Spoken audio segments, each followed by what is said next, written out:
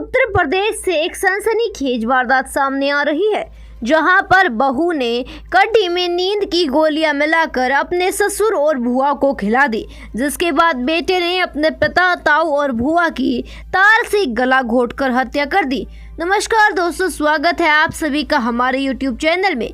ऐसी सनसनीखेज वारदात सामने आई है। एक ही घर में उठी तीन अर्थियां और जिसे इनको कंधा देना था वही है कातिल। आरोपी बेटे का नाम मालू कुमार बताया जा रहा है। मालू कुमार उर्फ अंचल की उम्र 26 साल थी। उसे शराब की लत थी। शराब का वो आदी था, बिना शराब के वो बिल्कुल भी नहीं रह सकता था और इसी बात को लेकर घर में अक्सर झगड़े हुआ करते थे।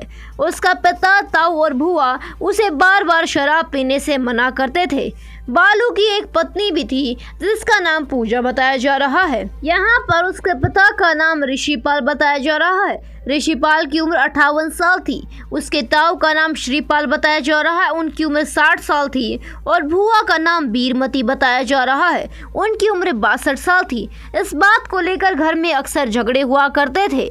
मालू और पूजा के 4 बच्चे भी थे, जिनमें कोमल, परी, अंश और अमर नाम के मासूम 7 साल से छोटे बच्चे हैं। आपको भी लग रहा होगा कि उन्होंने इस घटना को अंजाम क्यों दिया, तो यहाँ पर बताया जा रहा है कि उसकी इसी शराब की लत की वजह से उसके पिता ने अब उसे जेब खर्च देना बंद कर दिया था और उसने कह दिया था कि मैं यह जमीन अपने पोते के नाम करूँगा।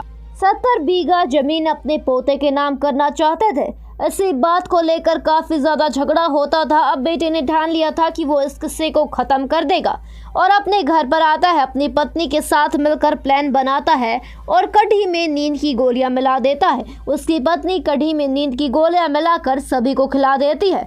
भुआ और उसके साथ में ताऊ और पिता को खिलाने के बाद सब सो जाते हैं और इतनी ज़्यादा गहरी नींद में सो जाते हैं कि बेटा वहां पर आता है और डोरी लेकर आता है। चार्जर की डोरी से वह अपने पहले पिता को मारता है, फिर भुआ और ताऊ को दोनों को ही मौत के घाट उतार देता है, जिसके बाद अपनी पत्नी के साथ मिलकर तीनों की लाशों को एक कमरे में रखता है और बाहर से ताला लगाकर चला जाता है। अपनी दूसरी बुआ सरोज के यहाँ जाता है और जाकर बताता है कि मैंने तीनों को मार दिया। खुशी इस बात को बताता है और वहाँ से फरार हो जाता है। जिसके बाद बुआ अपने पति और बेटे के साथ आती है तो उनकी तीनों की लाश देखकर उसकी रूह कांप उठती है।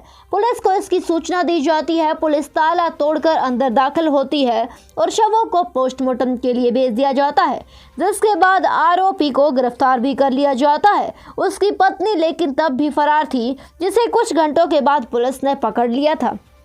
लेकिन अब सवाल था उनके 4 बच्चों का।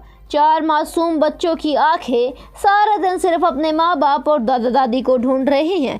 वो पूछ रहे हैं कि उनके माँ बाप और दादा दादी कहाँ पर हैं और कब आएंगे। रो कर पूरे परिवार का बुरा हाल है। बच्चे कभी रोने लग जाते हैं तो कभी नींद से उठकर अपने पिता और माँ बाप को मांगने लगते हैं।